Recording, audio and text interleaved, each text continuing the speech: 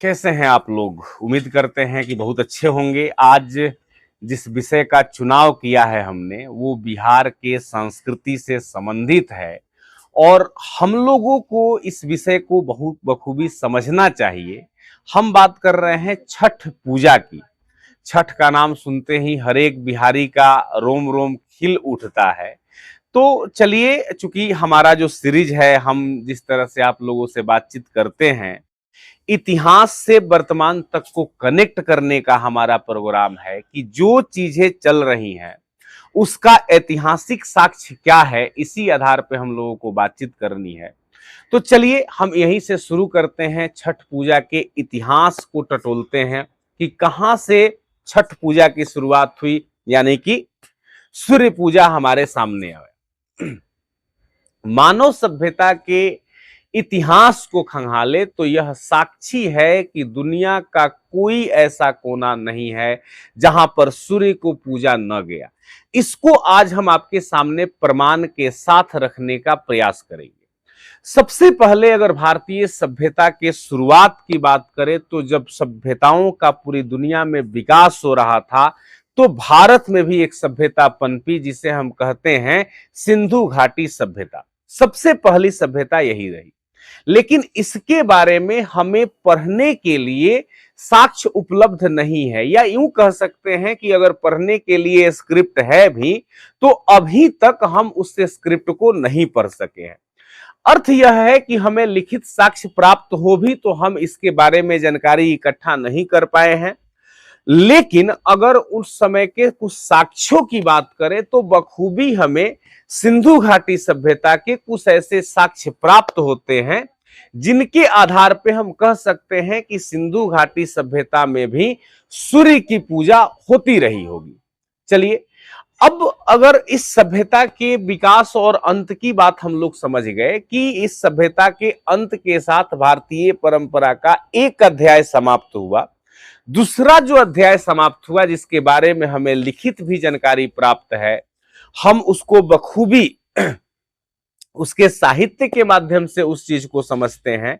तो वहां से हम इसकी शुरुआत करते हैं। हम बात कर रहे हैं वैदिक काल की। वैदिक काल में ऋग्वैदिक काल बड़ा ही महत्वपूर्ण है। क्यों? क्योंकि वैदिक काल की शुरुआत आर्यों की सभ्यता से मानी जाती है और आर्यों ने जो सबसे पहले रचना किया ग्रंथ का वो है ऋग्वेद। और इस ऋग्वेद में सूर्य पूजा को लेकर के बहुत सारी बातें बताई गई है।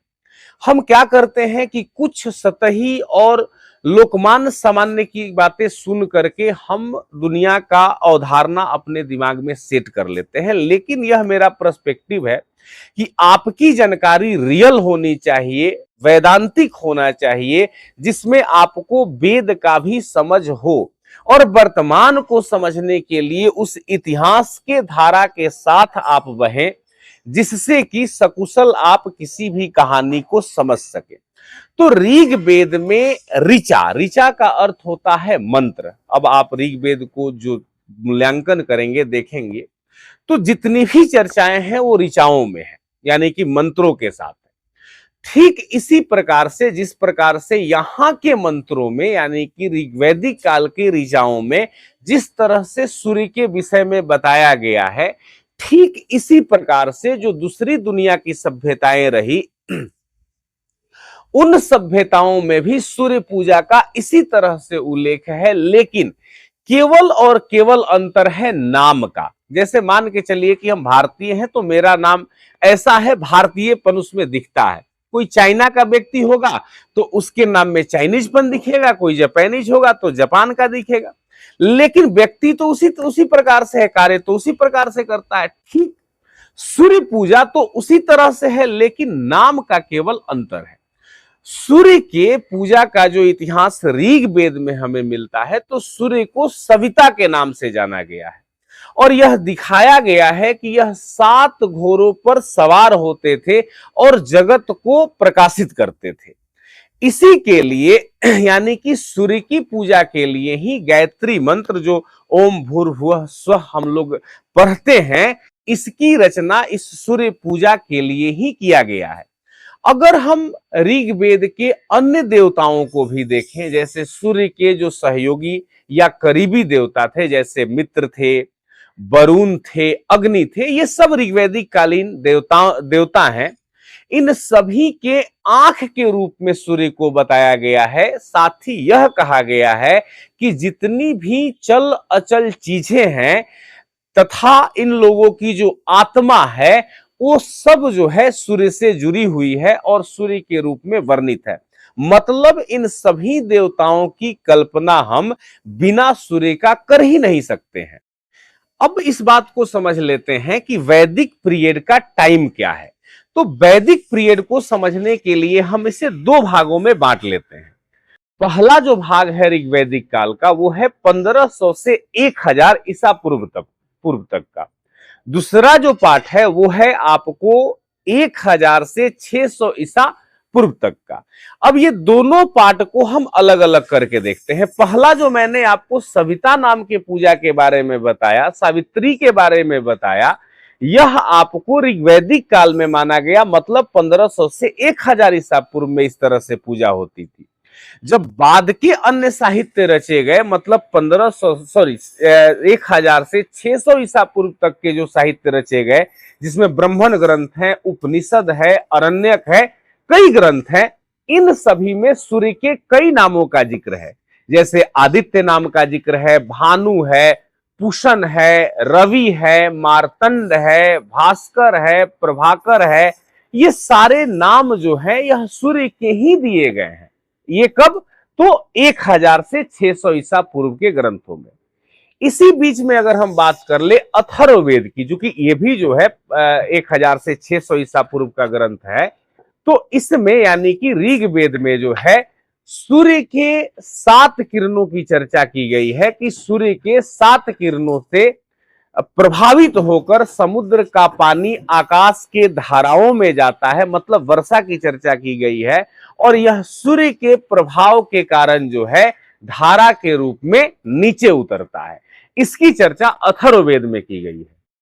अब इसमें एक और ग्रंथ की अगर हम बात कर ले, तैत्तिरीय संहिता, मतलब ये भी आपको जो है 1000 से 600 ईसा पूर्व तब का हमारा ग्रंथ है, तैत्तिरीय संहिता। इसमें जो है सूर्य को दीर्घायु प्रदान करने वाला देवता बताया गया है। ठीक इसी प्रकार से कई हमारे ब्राह्मण ग्रंथ है जिसकी हमने चर्चा आपके सामने की कि ये 1000 से 600 ईसा पूर्व के ही ग्रंथ हैं, जिसमें आपको शतपथ ब्राह्मण है, कौशिकीय ब्राह्मण है, पंचविश ब्राह्मण है, षड्विश ब्राह्मण है।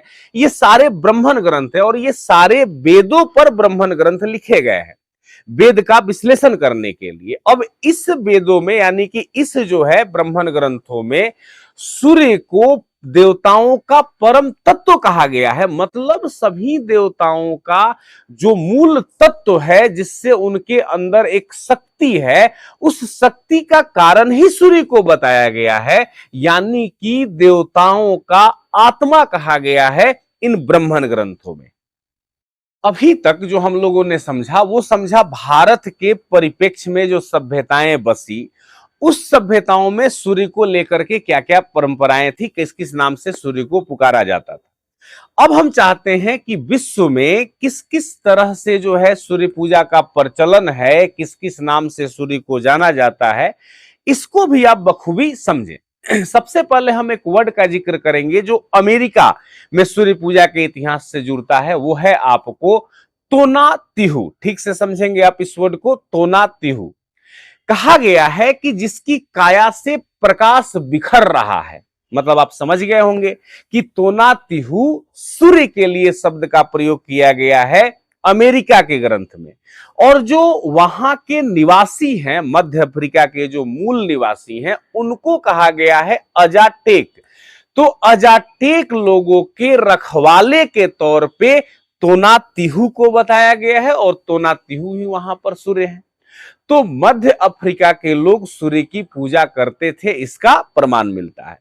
चलिए एक गाथा का भी जिक्र यहां पर कर देते हैं। अमेरिका में जो मान्यता है वह माना गया है कि दुनिया जब अंधकार के युग में था, जब कहीं भी प्रकाश नहीं थी, तब यहां के लोगों ने यानी कि अजाटेकों ने क्या किया, अपना बलि दिया और बलि देकर के सूर्य को खुश किया। सूर्य उस वक्त स्वर्ग में रहते थे और उसके बाद जो है उन्होंने सूर्य को प्रसन्न करके दुनिया में लाने का प्रयास किया, यानी कि सूर्य ब्रह्मांड में अवतरित हुए इन अजाटेकों के बलिदान के परंपरा से या बलिदान के माध्यम से। ये मानना है अमेरिका के इतिहास में सूर्य के पूजा का।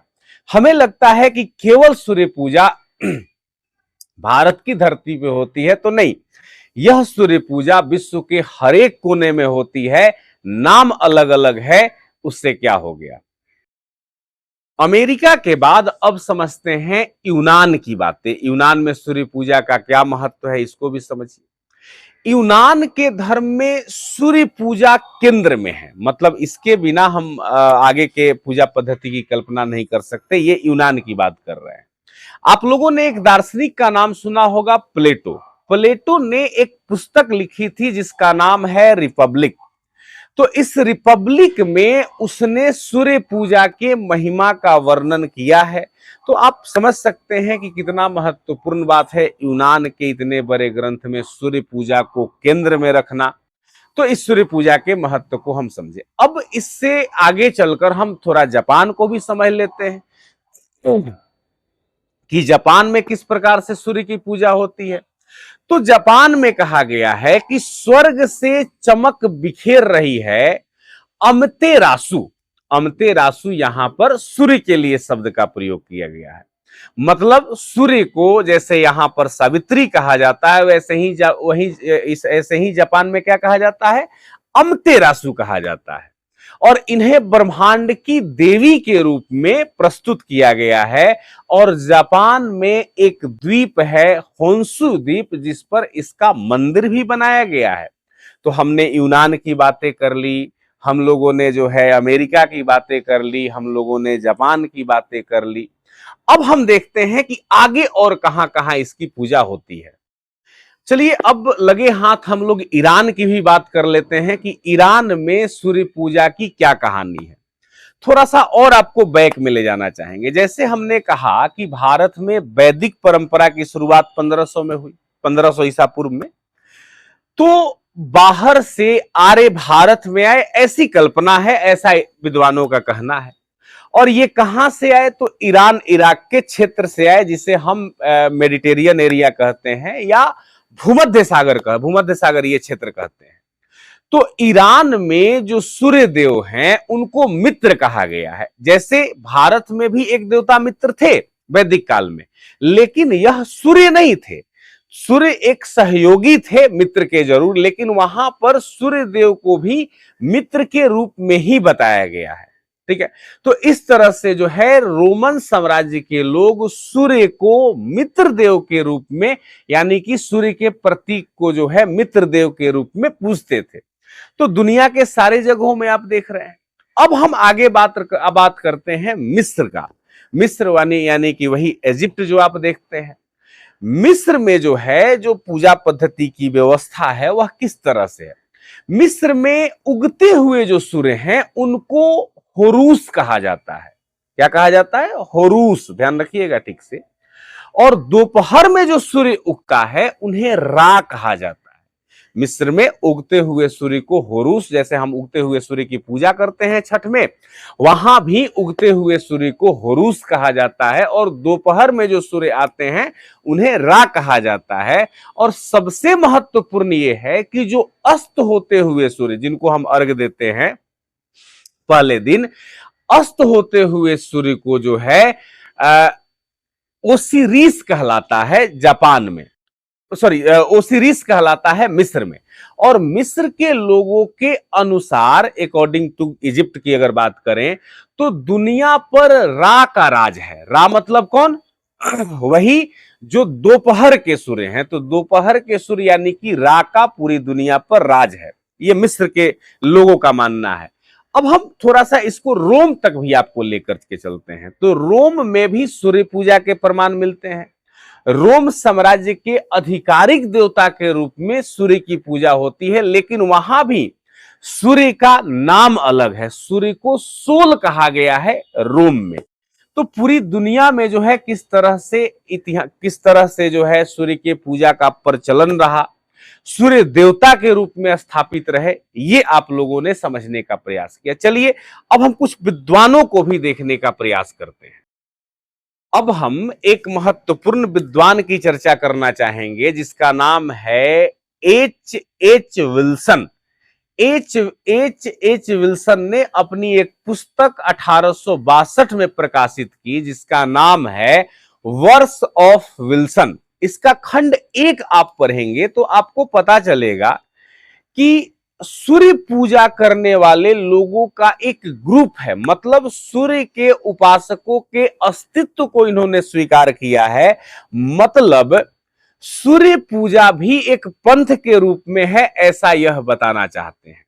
तो ये एच एच विल्सन की कहानी है। दूसरा व्यक्ति है जो 1908 में पुस्तक लिखा उन्होंने, उनका नाम था ब्लूमफील्ड ने अपनी जो पुस्तक लिखी उसका नाम है रिलीजन ऑफ वेदाज। और इसमें इन्होंने यह स्वीकार किया है कि वैदिक साहित्य में यानी कि भारत में भी सूर्य पूजा करने वाले एक ग्रुप का विकास हुआ। मतलब सूर्य पूजा वहीं से एक पंथ के रूप में दिखाई देने लगा, मतलब एक ग्रुप जो रहा सूर्य पूजा करने वालों का ये तैयार हो गया। ये कह रहे हैं ब्लूमफील्ड अपने पुस्तक रिलीजन ऑफ वेदाज में।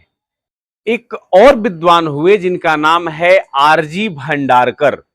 इन्होंने कहा कि जिस तरह से भारत में वैष्णव पंथ यानी कि वैष्णववाद का विकास हुआ, शैव पंथ यानी कि शैववाद का विकास हुआ, बहुत सारी छोटी छोटी धार्मिक परंपराएं विकसित हुई, ठीक इसी प्रकार से सूर्य की उत्पत्ति और विकास को लेकर के इन्होंने कहा कि एक सूर्य पंथ भी स्थापित हो गया। तो जब हम छठ करते हैं तो हम अपने आप को सूर्य पंथी ही मान करके इसकी पूजा करते हैं। मतलब बिहार जो है एक सूर्य पंथ का घर है। सूर्य के पूजा करने का सबसे अमिट स्वरूप यहीं पर है, जिसकी हम चर्चा आगे करेंगे। थोड़ा और पौराणिक कथाओं में भी सूर्य पूजा के इतिहास को तलाश लेते हैं। अगर हम पौराणिक कथाओं में इसकी चर्चा को देखें तो जब राम जी लंका पर विजय प्राप्त करके अयोध्या पहुंचे और अयोध्या में इन्होंने राम राज्य स्थापित करने का विचार बनाया, तो सबसे पहले इन्होंने जो है कार्तिक मास के शुक्ल पक्ष के षष्ठी के दिन जो है इन्होंने सूर्य देव का पूजा किया था। और पूजा अर्चना करने के बाद ही जो है इन्होंने जो है राम राज्य की स्थापना की थी। एक और धार्मिक मान्यता जो रामायण से ही जुड़ी हुई है, यहां से छठ के परंपरा का आधार दिखाई देता है। मान्यता यह है कि सीता जी जो है जब मुंगेर पहुंची वहां से रावण से छूटने के बाद, तो मुंगेर के गंगा तट पर इन्होंने सबसे पहले जो है छठ पूजा किया था और यहीं से बिहार में छठ पूजा की शुरुआत हुई और यहीं से छठ को एक महापर्व के रूप में देखा जाने लगा। हम महाभारत में भी इस पूजा के साक्ष्य को देख सकते हैं। जैसे द्रौपदी ने पांडवों के लिए छठ व्रत किया था, इस कथा की भी जानकारी हमें प्राप्त होती है। मतलब द्रौपदी ने 5 पांडवों के बेहतर स्वास्थ्य और सुखी जीवन के लिए छठ व्रत रखा था और उन्होंने सूर्य की जो है उपासना की थी। और इसके बाद जो है पांडवों को खोया हुआ राज्यपाठ मिल गया और वो स्वस्थ रहने लगे। इस प्रकार की पौराणिक कथा किंवदंतियां हैं हमारे सामने, जिसके आधार पर छठ पूजा की कहानी रची जाती है। एक और कथा जो थोड़ा सा आप लोगों को हम बताना चाहेंगे कि कृष्ण के एक पुत्र हुए सांब, और सांब को किसी कारण से श्राप मिल गया तो वो कुष्ठ रोगी हो गए। अब कुष्ठ रोगी हो गए तो उन्होंने जाकर के पूजा अर्चना किया। ऐसी मान्यता है कि कोणार्क का जो सूर्य मंदिर है उड़ीसा का, वहां पर उन्होंने पूजा अर्चना की और उसके बाद जो है जब वो वहां पर ठीक हो गए तो उन्होंने सूर्य मंदिर का निर्माण कराया। अब सूर्य मंदिर का भारत में कई सूर्य मंदिर, 12 सूर्य मंदिरों के निर्माण की चर्चा है, जिसमें कुछ बिहार के सूर्य मंदिरों के जो है चर्चा का जो है स्वरूप आपको बताना चाहते हैं। कि बिहार में कौन कौन सा ऐसा जगह है जहां पर सूर्य पूजा को लेकर के बड़ा महत्व है और वहां छठ का भी बड़ा महत्व है। जैसे सबसे पहले हम नाम लेना चाहते हैं देव। मुंगेर तो आपने समझा ही कि सीता जी को लेकर के, ऐसे ही देव देव जगह है औरंगाबाद में जहां पर सूर्य पूजा का बहुत महत्व है। वहां पर लाखों की संख्या में भीड़ होती है छठ पूजा करने वाले लोगों की। एक और जगह है सहरसा में, उस जगह का नाम है कंदाहा। यहां भी सूर्य पूजा का प्रचलन हुआ और यहां भी सामान्य मंदिर बनवाई, ऐसी चर्चा है। कंदाहा सहरसा में पड़ता है। एक है नवादा में हरिया नाम का स्थान, हरिया नाम के स्थान पर जो है उन्होंने बनवाया था मंदिर और यहाँ बहुत मान्यता है। बरगांव, एक नालंदा में जगह है बरगांव, इस जगह पर भी जो है छठ व्रत किया जाता है और ये भी जो है सामने ने बनवाया था, ऐसी चर्चा है। नालंदा में ही एक और जगह है औंगारी, औंगारी में भी जो है छठ पूजा होता है। पटना में उलार जगह का नाम है जहां पर छठ पूजा होता है। पुण्यार्क पटना में जगह है जहां पर छठ पूजा होता है और इस सबको सांब ने बनवाया। ऐसा माना जाता है कि वहां छठ पूजा करने के बाद अगर कोई उस कुंड में स्नान कर लेता है तो उसके सारे जो है शारीरिक जो परेशानियां हैं वह छिन्न हो जाती हैं, दूर हो जाती हैं। और इस तरह से हमारे यहाँ छठ व्रत का महत्व है और यह छठ व्रत का इतिहास है। मैंने कम समय में जो है आप लोगों को छठ व्रत से अवगत कराने का प्रयास किया है। इसमें ऑथेंटिक जानकारी जो वैदिक परंपरा से हो सकती है, जो वेदांत से निकल करके आ सकती है, उसको मैंने लाने का प्रयास किया है। उम्मीद है आप सभी को वीडियो अच्छा लगा होगा। तो आप सभी को धन्यवाद और छठ पूजा की पुनः आप लोगों की ढेर सारी शुभकामनाएं और बधाई। आप लोग स्वस्थ रहें, खुश रहें, मस्त रहें।